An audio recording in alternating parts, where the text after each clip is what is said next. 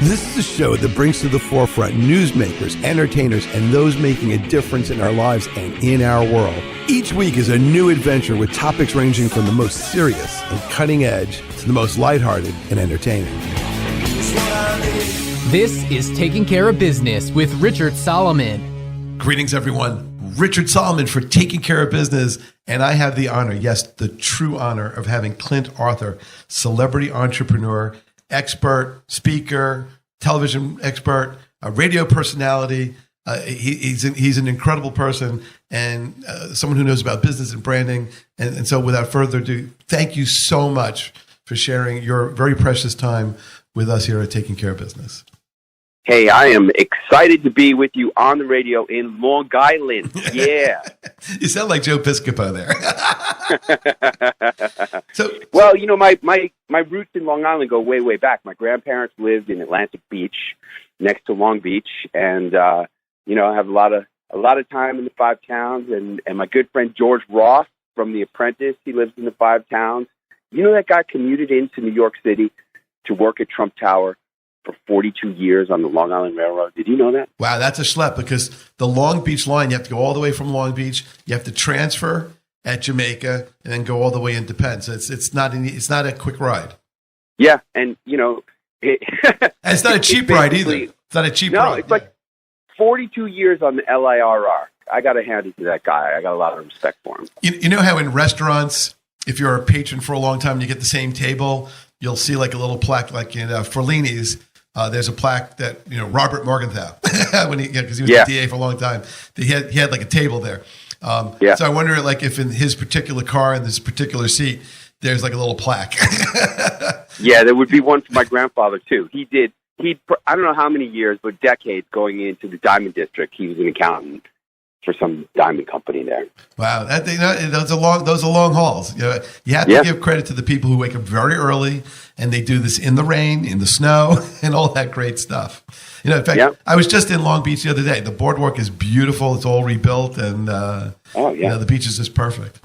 So, if for the people out there who are listening, if you see pictures of Clint, he's usually not alone. He's usually like standing next to somebody that is of incredible fame and well known in the world of either business or entrepreneurship or things like that. I'm actually holding a brochure, and there's a picture of Mick Jagger, for example, you know, and Keith, and I'm sure you call them Keith and Rod because there's Snoop Dogg, there's Martha Stewart, there's Barbara Corcoran. Just all these, Suzanne Summers. I mean, all these incredible people. And then, of course, there's a reference to your book, Speaking Game. You know, you have a whole. So, you know, entrepreneurship, as much as people try to teach it, is there some innate part of you and other entrepreneurs that has it, and then you just kind of grow from there? That's a great question because there are a lot of people that try to teach entrepreneurship. In fact, I went to the Wharton Business School when I was a little kid growing up in New York City on 23rd Street and 2nd Avenue. My parents had a set of encyclopedia books, you know, like Google, but in a book.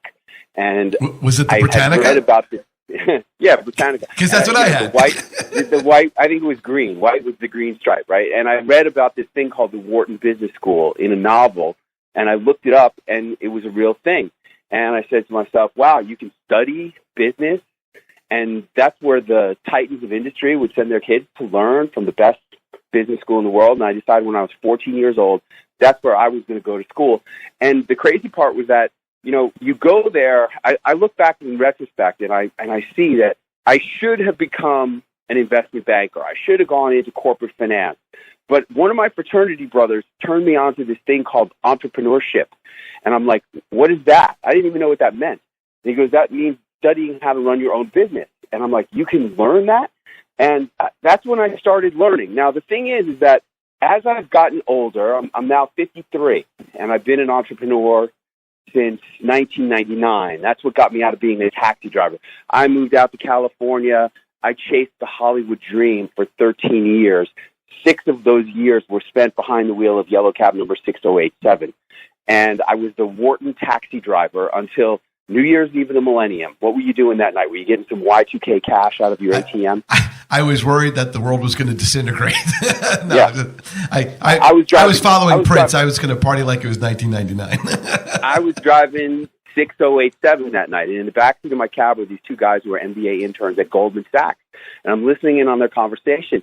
They go, "Did you hear about Mr. Carrera? They made him the last partner before the IPO, and he cashed out $1 gazillion." And I turn around, I'm like, "Are you talking about Chris Carrera?" And there's like, "How do you know Mr. Carrera?" Chris Carrera was a pledge in my fraternity. And when I was the pledge master, I used to make those little punks dance around the living room of the house with their tighty whities on top of their heads. And now he cashed out $1 gazillion, and I'm driving 6087. I made $513 that night, and I transformed my pillow into a sponge, crying my eyes out over the wasted years and terrified I was never going to be able to pull myself out of the ditch that I had dug for my life and my career. And that night I swore an oath I'm never going to write another screenplay. I had written 30. I'm never going to go on another audition. I've been promised so many movies that never came through. And I just focused on becoming something else. And how did I do that? I was smart enough to realize that if it was going to change, it was up to me to change me. And I started doing all kinds of personal self-help and development work. I walked on fire with Tony Robbins. I did Toltec wisdom studies with Don Miguel Ruiz himself. I did men's power circles and ceremonies, and sure enough, my life began to change. I got out of taxi driving. I started selling gourmet food, and that's how my entrepreneurial career began. Now, an interesting thing happened is that I was selling food in Vegas, and that was the beginning of the celebrity chef movement, and I wanted to sell butter. I wanted to sell my product to celebrity chefs, and I came up with this idea. I should become a celebrity if I'm going to be selling butter to Bobby Flay. So I convinced the producers of Iron Chef America. Which is I love that show. It was our favorite show. I cuisine. I love that show. Yeah, well, imagine how I felt when I was sitting next to the chairman at the chairman's table. Wow. Because I convinced them that the battle that they've been overlooking was Battle Butter and that I should be the judge. And they said, "You're right. And if you look, you'll see on YouTube, I'm the judge of Battle Butter." And that's that awesome. was the beginning of my transformation into a celebrity expert. And what I've really found of all of this is that, look, there's a lot of... Here's the problem. Every entrepreneur is selling a product that's the same as every other person in the world. Every service provider is selling a service that's basically the same as what other people can do. And what people don't realize as entrepreneurs is that the main difference between you and your product and the next guy and his product, the difference is you. And what I focus on in my work and in all of my business activity is focused on changing the way people see me, because that's the big difference, the differentiator between my product and everybody else. Right, but there's two stories. There's the story of you, and there's the story of the product, because I still believe that you need an innovation to the product. I'm sure you didn't just sell ordinary butter. I'm sure there was something quite good about it, because I don't think, in my opinion, entrepreneurs can sell mediocre products for long term and really get away with it. I think there's got to be some kind of wow to the product, but you need that entrepreneur spirit to get it into the stratosphere. You're right. And in my first best-selling book, what they teach you at the Wharton Business School, for 8 years, I didn't write a word. And then I woke up on New Year's Day of 2009. And I had been at a men's self-help campfire a couple of months earlier. And at that campfire, a shaman pointed at me across the yellow and orange crackling flames. He said, "You don't know it yet, but you're already dead." And I said, "What are you talking about, man? I'm the most successful guy on this team. 8 years ago, I was driving a cab. Now I'm a millionaire. I was living on a little tiny boat. Now I live in a mansion. You're already dead. You just don't know it." And I didn't know what he was talking about. But that morning, on New Year's Eve of 2009, I was inspired. I said, what if that guy is right? What if I am already dead and I just don't know it? What if this is going to be the last year of my life? What would I want to accomplish? Did you check your pulse when he said that? Well, I didn't know what the heck was going on, but that's what I want. I want that kind of transformation. This is, I believe, what life is all about. That's really what my radio show is all about. How to be more, do more, and have more. How do you do that? That's what I'm dedicated to. And that year, I wrote down a list of the things I would do if this was going to be the last year of my life. And that changed everything. It broke through all the procrastination, fear, and doubt. I built my factory for the butter company. I lost 40 pounds without changing my diet or hiring a trainer. And I saved my marriage, which was on the rocks after 7 years of marriage. My wife and I were headed for disaster. We got into counseling and turned it all around. And that's part of the power you get with the last year of your life. And I wrote my book about what I learned at the Wharton Business School, and it was the first thing I had written in over 8 years. And then I put it up on Amazon as a self-published print-on-demand title, and I waited for the sales to roll in. And boy, did those sales ever roll in. All 8 of those sales rolled in that first year. And I got really smart, and I sought out a mentor. See, my life has been what it is because of education. I went to Stuyvesant High School in New York City. I studied creative writing with Frank McCourt, author of Angela's Ashes, Pulitzer Prize winner at Stuyvesant High School. That's why I'm really a writer. And then I went to Wharton Business School. And then after I got out of cab driving, that knowledge, that learning changed me. And then I found a mentor to help me to sell books, and that was Jack Canfield, author of Chicken Soup for the Soul. And he said, you got to become famous. And that all coincided with that Iron Chef period, and then I started going on TV. I hired a publicist, and then my wife says, why are you spending all this money on this publicist? Why don't you book yourself on shows? And I started trying to figure out how do you do that, and it took me almost 3 months to book my first show, and that was 106 television appearances ago. And these days I teach authors, speakers, coaches, entrepreneurs, how do you become somebody special in the eyes of customers and prospects using TV, news, and talk show interviews that you book yourself on, and also, as you were alluding to in the beginning, photos with famous people. This is great stuff because I have 75 questions in different directions. The first question is, did you have the yellow pepper with you? Actually, I love Iron Chef. The question, loved it. In fact, my kids, when we watch Iron Chef, I would always take out the yellow pepper and put on the funny hat, and go, I like cuisine. All right, so. One of the things that I've noticed. Oh, by the way, did you ever meet Rick Frischman?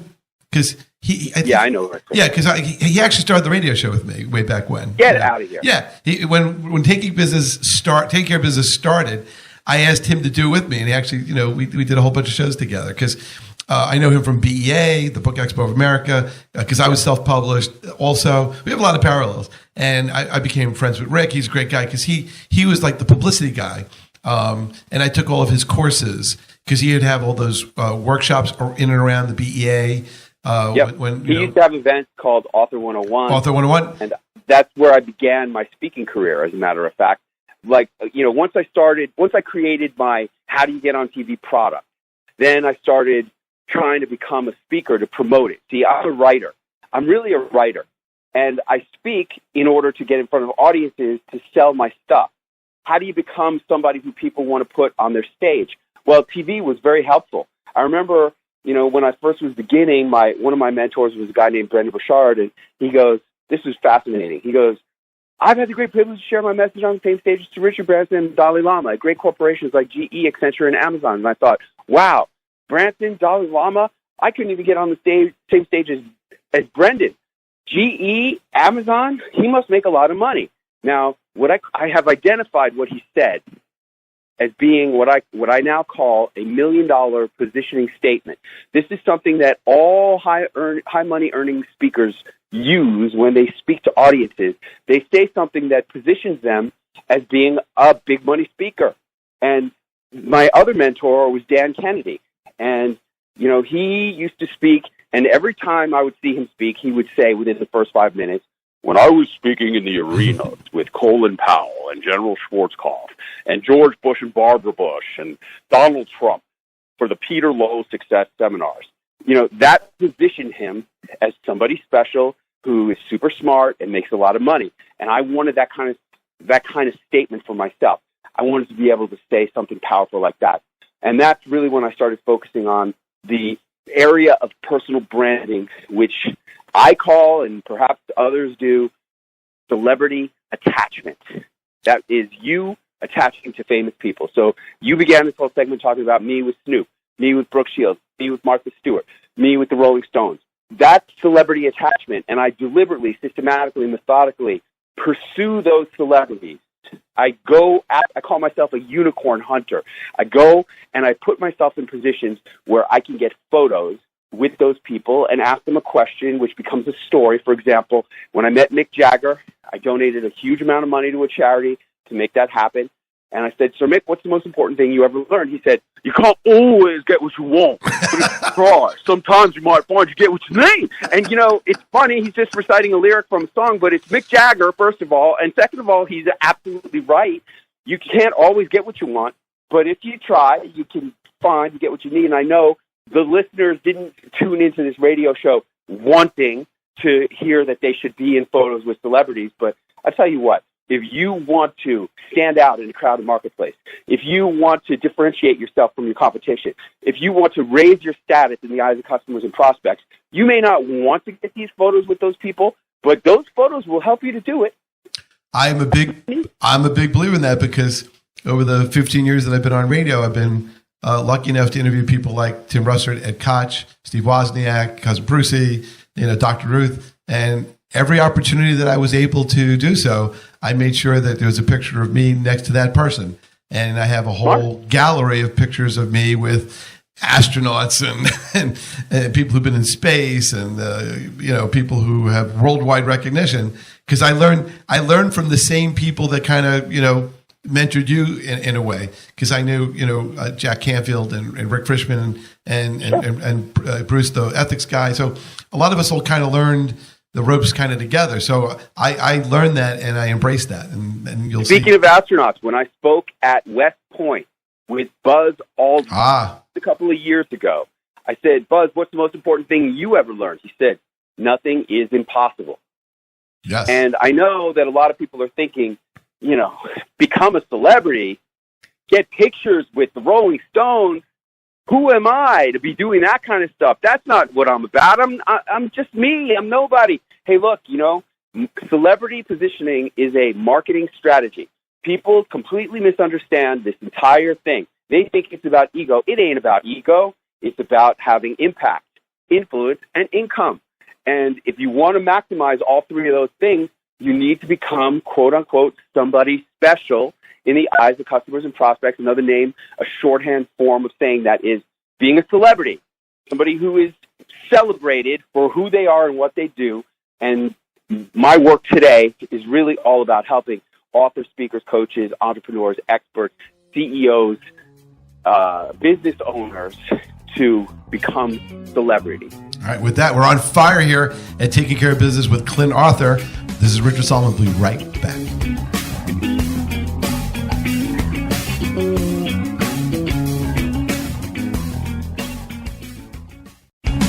Hi, this is the Great Thordini. You're listening to Richard Solomon on 88.1 FM WCWP. Welcome back. We are rocking and rolling today with Clint Arthur, who is truly an entrepreneur extraordinaire. And television, radio, and he's with us on FM, and we thank him. You can find him on WABC Radio.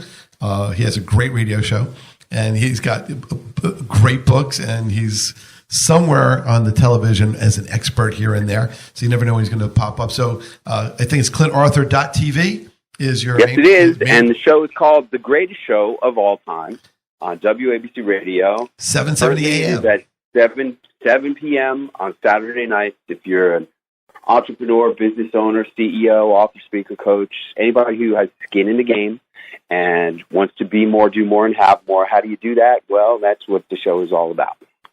So in continuing, which are really very interesting and great segment. By the way, for those out there, we'll have this on the usual platforms, podcast, YouTube, and Streamcast on FM and all the other stuff in case you missed the beginning, but we're going to pick it up. So there is the entrepreneurial fire. There are people who sit around at 3 o'clock in the morning, they can't sleep because they've got all these great ideas. But you have to harness that. How do you motivate people to take the chance and bet on themselves? When you work for other people, my brother says something very interesting, which is the best day of working for someone else is not good as the worst day of working for yourself. And it's true. How do you bring people across the line from I'm afraid. I don't know if I'm going to be successful.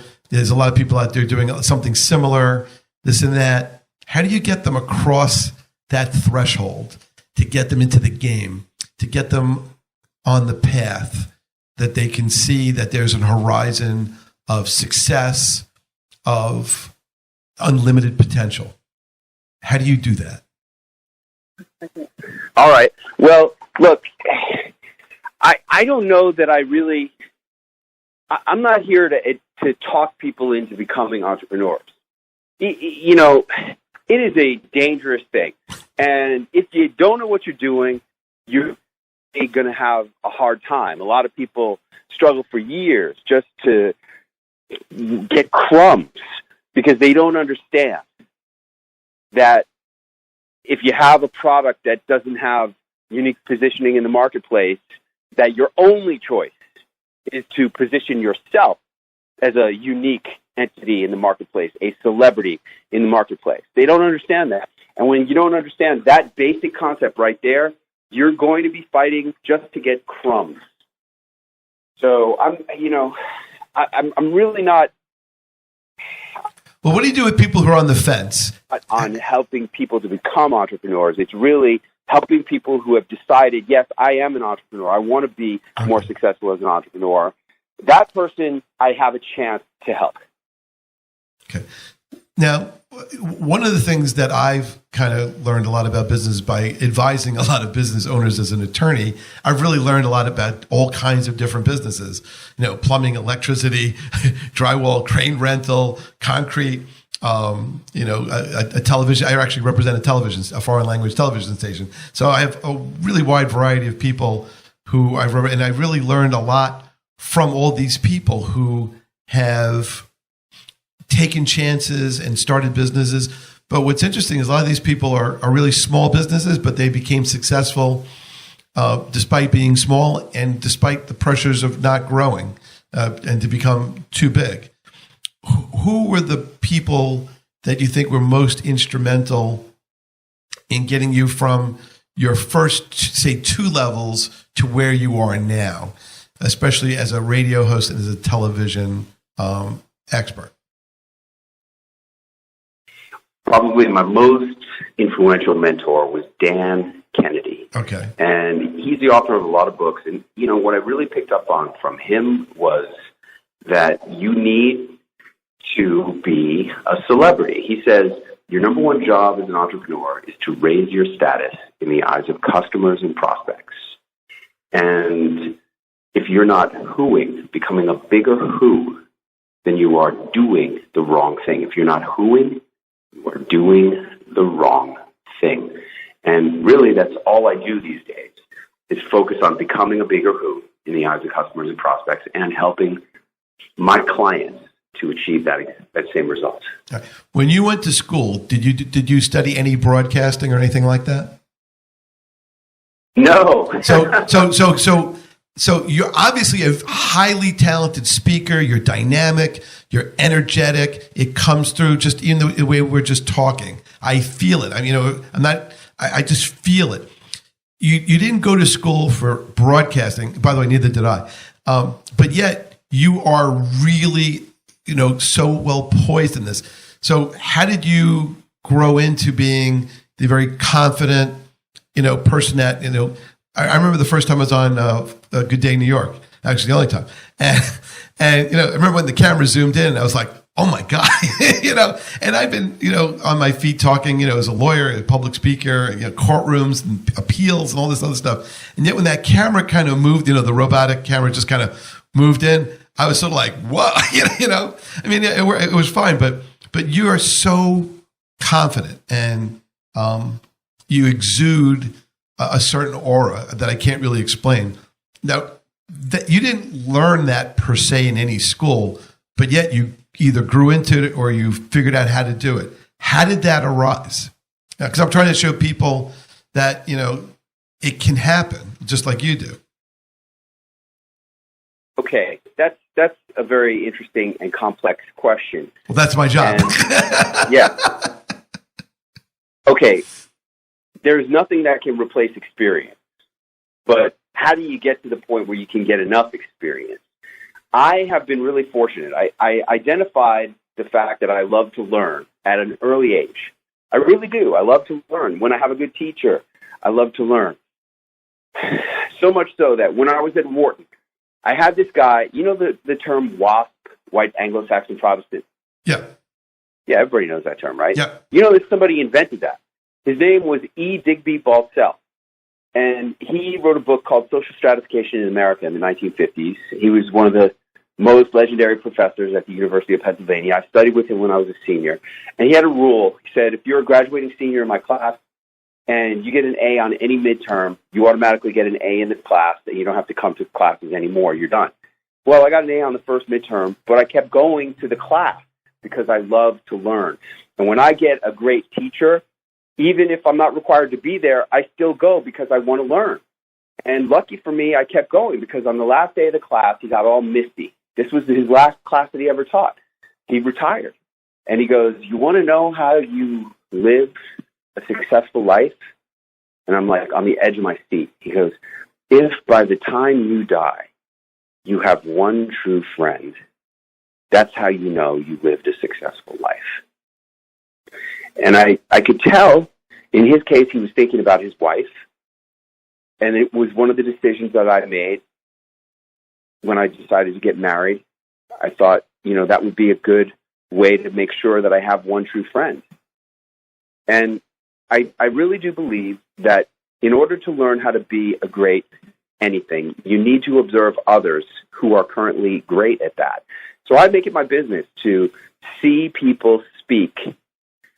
Yeah, watching them on video is good, especially if you want to be good on video. You have to learn how to be good on video, but there's a certain energy and power that you can only appreciate from a speaker if you see them live and in person. And that's why I go to events. I go to see people speak in person. I go to concerts. I go to lectures. I go to seminars because I want to feel and experience the performance of these individuals. I want to feel their energy so that I can understand something about what's going on with them. Now, I recently had a mentor. He was a little guy named Sean Stevenson, the 3-foot giant. Some people know him. He was like on the short list to get into the National Speakers Association Hall of Fame, but he didn't do it in his lifetime because at the age of 40, last week, he was 3 feet tall, riding around in a wheelchair. He had a disease, I don't remember what it's called, but you fall down and you break your bones. And his wheelchair tipped over last week. He hit his head and poof, that was it. Died on the operating table. Oh, sad.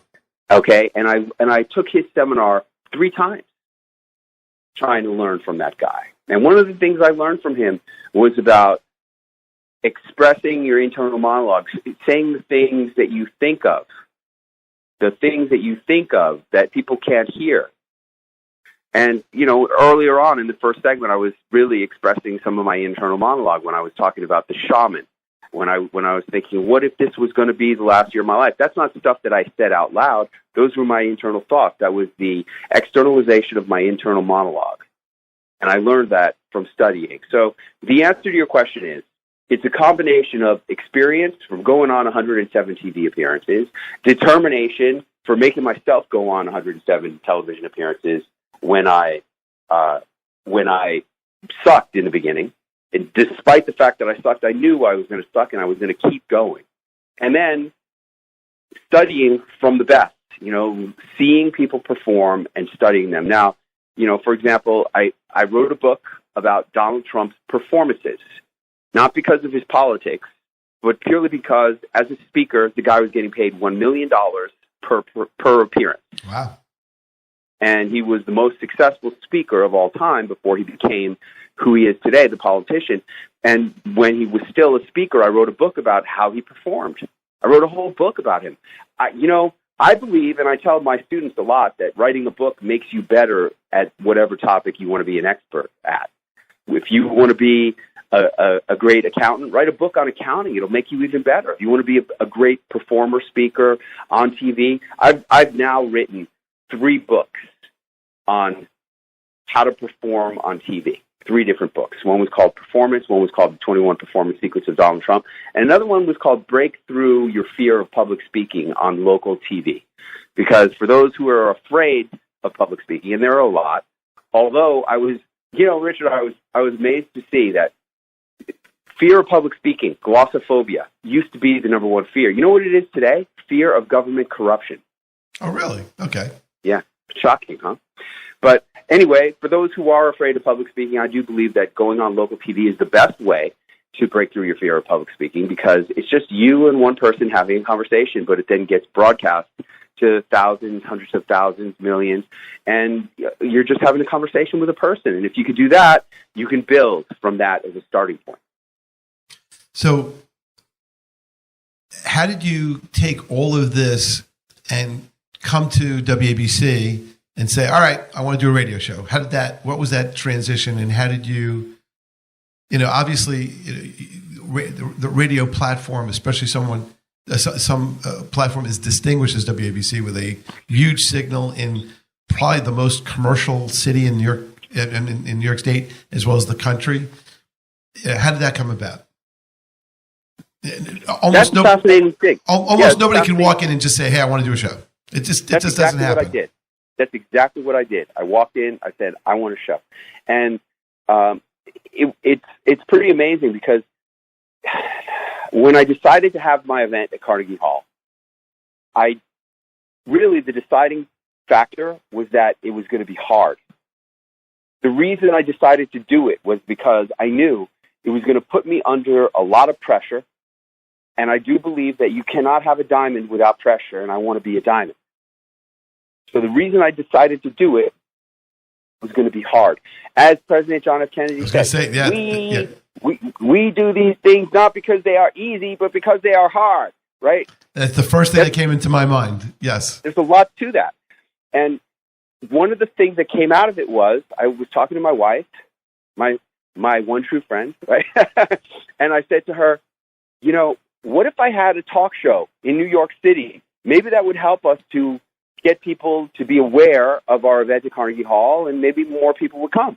And she goes, that's interesting. And so I sent an email to WABC, and I got a call from somebody. I went in, I had a meeting. Now, look, I'm me. If you go and look at my website, clintarthur.tv, Clint like Clint Eastwood, Arthur like the King.tv, because I go on TV, and I think TV is an essential element for anybody who wants to be seen as a celebrity. If you go there, you look at my website and you think I'm somebody. Well, I'm not Kim Kardashian, but I'm not nobody anymore either. I'm glad you're not Kim. Yeah. Hey, I don't know that I am.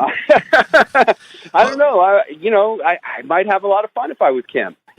She's got her own TV show. She's got a lot of opportunities. Whatever she does seems to be pretty successful. She really has seemed to be able to harness the power of celebrity, and even going beyond just commercial things. Look at her work for social justice that she's pursuing right now.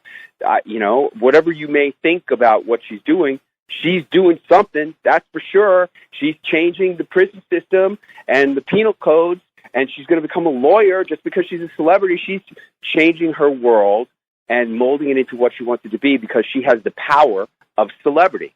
And like I say to people, if you want more impact, influence, and income, then becoming a celebrity is a smart thing to do, especially if you have skin in the game, if you're responsible for your sales, your revenues, your bank account. You're the only difference between the next guy and you is you. So let's make you a bigger who in the eyes of customers and prospects. So this leads to this question. We have a lot of celebrities in America. In the rest of the world, is it similar, or is celebrity kind of unique to the American culture? I only have 2 minutes for this segment, but we'll start here. It makes perfect sense, because celebrity is in the eyes of your target market. For example, to me, Tony Robbins is God. But to a lot of your listeners, they're not going to know who he is. I got a video I shot the other day in a Starbucks. I asked every worker behind the counter, do you know who Tony Robbins is? Not one of them knew. And that's celebrity in a nutshell. Celebrity is a marketing strategy that you deploy on a specific designated target market. That may be your city, your state, your region, your country. Very rarely is it global. There are very few global celebrities. Michael Jackson is one that comes to mind. Elvis Presley, possibly. Marilyn Monroe was one. Charlie Chaplin was one. But there are not a lot. Most celebrities are just local celebrities because you cannot create universal fame. That happens through an act of God. What we do as entrepreneurs is we say, all right, I realize I need to be a bigger who in the eyes of my customers and prospects if I want higher fees, more clients, better clients, etc. And I'm going to designate a target market, and on that target market, I'm going to unleash this marketing campaign positioning me as somebody special. That's what celebrity is all about. And in Europe, they have their own celebrities. In Africa, they have their own celebrities. Here in America, we got all different levels of celebrities, and I'm working my way through and helping my clients to have more impact, influence, and income too. All right. So this is Richard Solomon with celebrity entrepreneur, and celebrity with a capital C here, Clint Arthur. We'll be right back.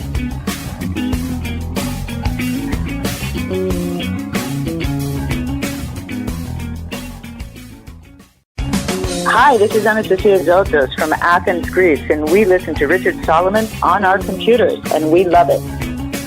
Richard Solomon, taking care of business. Clint Arthur, who is always taking care of business. You really need to go to clintarthur.tv. Look at his web material. He is on fire. So offline, we were talking. A number of years ago, I wrote a book called Sasha the Biz Kid. And it was a story about a boy who was 7 at the time. And he started a little business on his own, kind of the lemonade stand thing. He hired people to help him and his classmates in a photo retouching business. He would take pictures and touch them up. But government would come in, sweeping in with the big arm of government, and they shut him down because he was using child labor. And his response was, but I'm 7. And, it's kind of a reflection of so much of the regulatory issues I find as a lawyer.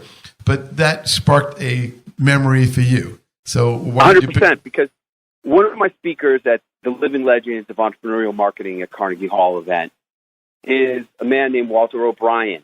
And you might have seen his TV show on CBS called Scorpion about his life and adventures. The series starts off with a very similar situation. When he was 13 years old, he hacked into NASA because he wanted the plans for the space shuttle to put on his bedroom wall, kind of like his version. That's like the computer geek nerd's version of a Farrah Fawcett poster on their bedroom wall at 13. And next thing he knows, the NSA is taking him away in a military chopper. They come to his remote farmhouse in Ireland in military choppers and take him away. And then they're like, well, look, how did you do this? He's like, well, I just, I went in. And then they go like, well, could you help us to keep other people from coming into our computer systems, i.e. hacking into NASA? And he's like, I think I could. And they wanted to hire him, but they could not hire a minor.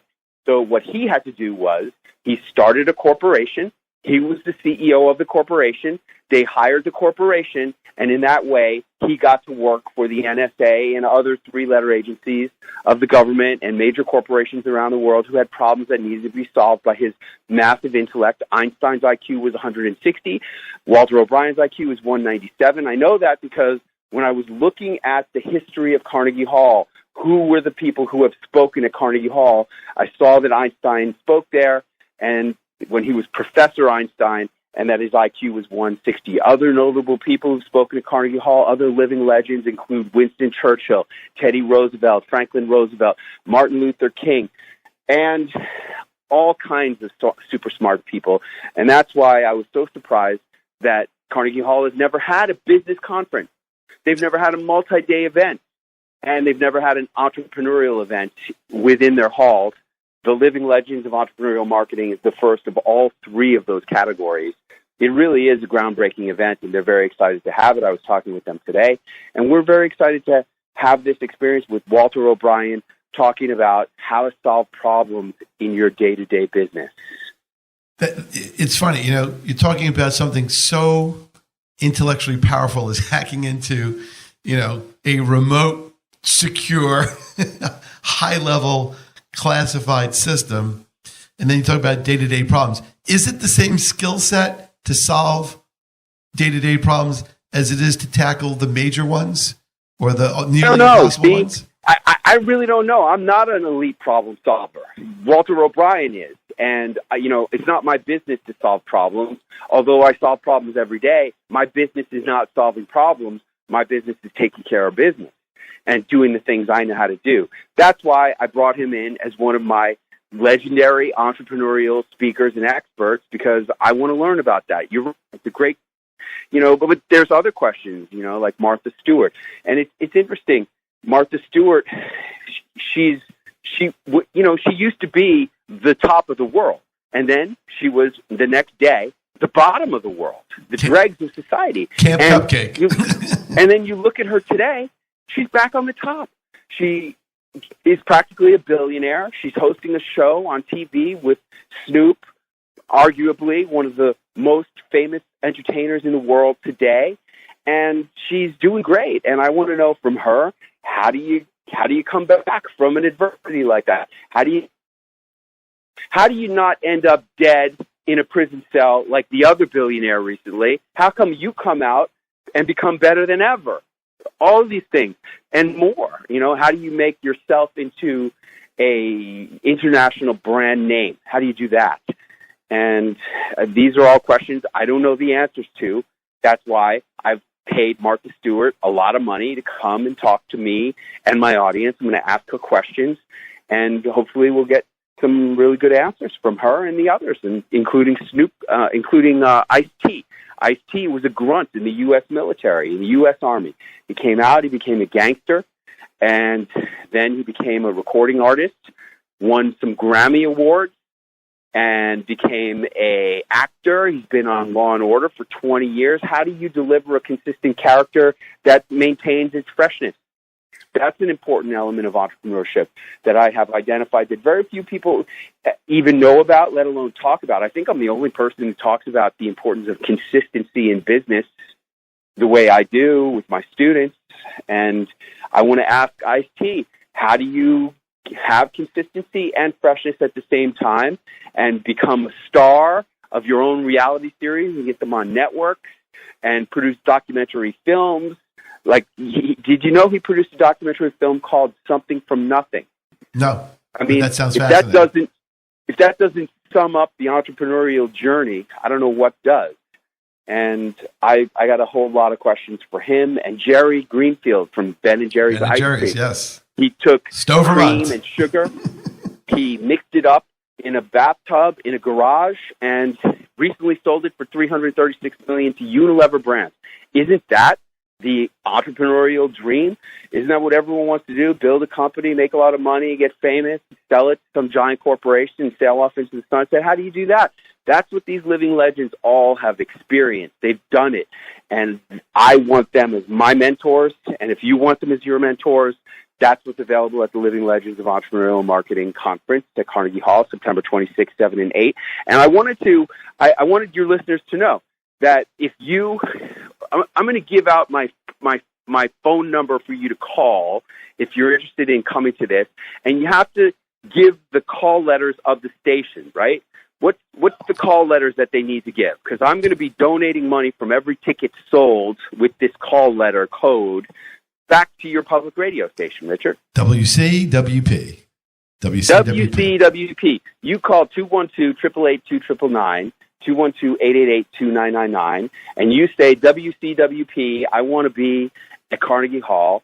And not only are you going to get a discount on your ticket, but you're also going to generate a generous donation to WCWP. So, for example, the $3,000 general admission tickets, they're going to be, instead of $3,000, if you say WCWP, it's going to be $999, and $500 of those dollars are going to go to WCWP. If you get a VIP ticket, those are $5,000 tickets. If you say WCWP, I'll discount it down to $1,999. That'll get you photos with Martha Stewart, Ice-T and Coco, Jerry from Ben & Jerry's, and all the other celebrity speakers as part of your VIP package. And WCWP will get $1,000 of that $2,000 ticket. So there you go. And this is a 3-day event. It is. Right. It So really the value for 3 days is quite stunning. It's a great value. It is going to be a life-changing transformation experience. That's what I do. I transform people's lives. You're going to walk through the doors at Carnegie Hall on Thursday the 26th. and you're going to be one person. And by the time you leave on Saturday night, the 28th, if you're a VIP, you're going to be coming on a special dinner cruise with me of Manhattan Harbor. It's a networking dinner cruise on Saturday night, the 28th. By the time you leave that cruise, or by the time you leave Carnegie Hall on the 28th of September, you'll be a different person, a different entrepreneur. You'll begin, at the very least, you'll be beginning your journey as a celebrity entrepreneur. And at the very most, you could really accelerate stuff. I mean, I've got the editor-in-chief of the National Enquirer coming to this event. He is in charge of all content for all of American media publications, including Soap Opera Digest, Men's Health, Star, OK, all these magazines. That's that are an incredible on the empire. shelves. Yeah, it's massive. And who knows what could happen in the Q&A session with that guy, or in the photo ops with that guy. Who knows what could happen? Anything could happen. And that's what's possible at the Living Legends of Entrepreneurial Marketing. In your classes, have you ever had subsequent feedback from somebody who said, hey, I was at this event, 5 years ago, and today I am blank, or I'm doing Y. Do you get that? Well, generally I know who those people are because they become famous, like Kellyanne Petrucci, who came to Celebrity Launchpad 2 times. And now she's a regular recurring guest on Dr. Oz every month. She's had 2 New York Times best-selling books. Then there's Hal Elrod, who is actually one of the speakers at the Living Legends event. He's become so famous because his book is called The Miracle Morning. And he has self-published it and sold 2 million copies of his book. He was on the Today Show July 16th talking about his experiences with creating miracles. He's going to be teaching our audience, how do you create miracles in your life and business every single day, every morning? And then there's Marianne Parker. She came to this country as a Bulgarian peasant seeking the American dream. 6 months later, she was in a homeless shelter for battered women with her baby and her infant. And now, today, she has elevated herself to become Princess Marianne Parker, the princess of luxury etiquette, the world's top luxury etiquette expert. And when I met her, I could hardly even understand her. Today, she's on every media outlet. She's been in Martha Stewart Weddings magazine 3 times. She's been in Oprah magazine. She's been in Reader's Digest multiple times. She's become somebody. But a lot of times I'll even just meet somebody who says, hey, Clint, I read your book, Break Through Your Upper Limits on TV. And as a result of reading that, I've booked myself on my local market many times. So, all the stories are out there. I get text messages that say, this is my dream, Clint. I mean, I'm really living my dream. And those kinds of things make me feel all warm and fuzzy inside. Because, look, ultimately I look back on this whole journey. I think, what's really been motivating me? And I realize it goes back to Wharton Business School. I came home from Wharton to get the attaboys. My parents broke out into the biggest argument of all time.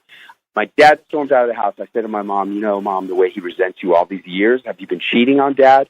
And I'm thinking, where did that question come from? I never thought that question before. And then I'm thinking, what kind of rude son of a gun asked his mom a question like that? And I'm thinking, why ain't she answering the question? And then she says, he's not your real father. Your real father was a doctor at the fertility clinic we went to for 6 years trying to have you, and you look just like that guy. Imagine how you'd feel if everything you thought you knew about who you were poofed, and that's what sent me to Hollywood. That's why I didn't become an investment banker. And looking back on all of this, I realized 107 television appearances later, I've been trying to get famous so that hopefully one day my real dad could see me and find me, and maybe one day Daddy would love me. And it has not happened yet. But the times when I feel the closest to healing the wound have been the times when I've been on big stages, big shows like the Today Show, CNN, Fox Business Channel. And the other times when I feel the best, the closest to healing the wound, are the times when I get those texts from my students when they're living their dreams. Somehow that helps to heal me. That was very heartfelt. For those out there who say that the American dream is not really real, what do you say to them? Because you certainly seem to be the example of not only living the American dream, but being around the nurturing of people who are embracing and living the American dream as well. The American dream is scary as hell. And sometimes it doesn't show up the first time you try to get it. And for me, I had to try many times to get my American dream to come true. I still don't really feel like I've self-actualized 100%, but, at the same time, there have been goals along the way. And I have a video on YouTube about how to not drive yourself crazy as an entrepreneur. One time I went hiking in the mountains. It was on a trip with my friends. I'd go every year, and we'd climb to the top of the mountain. One time I got to the top of the mountain, and my friends couldn't make it. We had to scramble up the sheer cliff face, and they wouldn't go, but I did. I scrambled all the way to the top, and when I got to the top, it was so windy, I thought I was going to get blown over the top, and I looked over the edge, and you know what was there? A higher mountain on the other side. And the way not to drive yourself crazy as an entrepreneur is to keep looking back. You got to look back on how far you've come. If I just look back to driving yellow cab number 6087, yeah, man, I'm living the dream. But if I only am looking forward to Kim Kardashian on the next mountain higher, then it's frustration. So I really recommend if you're an American, hey, look, if you're a New Yorker, like I've said on my show, if you live in New York City, you're successful. If you are surviving in New York City, you are living the American dream. But the great thing about America is that the dreams can always be bigger and better. So in the last couple of minutes we have left of this incredibly fast-moving show, in the rearview mirror, looking right now back at the shaman who said, "You're dead," how do you feel about it now? He was right. I was already dead. I was not pursuing my dream. I was just trying to make money. And I made a lot of money, but I wasn't fulfilled. I'm a writer. I told you I'm a writer. And I hadn't written a word in 8 years. And it was only when I said, hey, what if he's right? What if I was going to be dead at the end of this year? What if I were to live this year as if it was going to be the last year of my life? What would I want to accomplish? That broke me through all the fear and all the procrastination and all the doubt. And that's when I started writing again and pursuing my dreams again. You know what the American dream is? The American dream is the right to life, liberty, and happiness, and the pursuit of happiness. And what is the pursuit of happiness? That's pursuing your dream. So if you're not pursuing your dream, you're not living the American dream. And you've got to pursue the dream. That's what you've got to do. So I honestly believe that the shaman was right, and I'm grateful to him for breaking me out of my stupor, and I'm only glad that I was able to quit drinking alcohol and smoking pot so that I could really eliminate all of the insecurities and doubts that those things were bringing me. And, I talked about self-actualization. The day after I went on the Today Show, the self-actualization of my life was getting on the Today Show, my big, big goal as a TV celebrity personality. And then the very next day, I quit drinking because I had self-actualized. Wow. What a story. You are an incredible person, an incredible inspiration, generous in spirit and in time, insightful, mindful, and great wisdom. I can't thank you enough for spending, your very valuable time. I certainly have learned a lot, and I look forward to seeing what is in the future. For Clint, is ClintArthur.tv the best platform to find out where you are and where you're going? Clint, like Clint Eastwood, Arthur like the King.tv, because if you really want to be somebody, you got to be on television. There you go. Thank you so much. I look forward to seeing all the great things, the next mountain that you climb and the one that you're looking at when you're there. Hopefully, maybe once in a while, I'll be in the sidelines looking there with you. For everyone here at Taking Care of Business, thank you for listening. We'll see you We'll see you all next week, and check out the Carnegie Hall event with Clint Arthur, September 26th, 27th, 28th, 2019. Thanks for listening.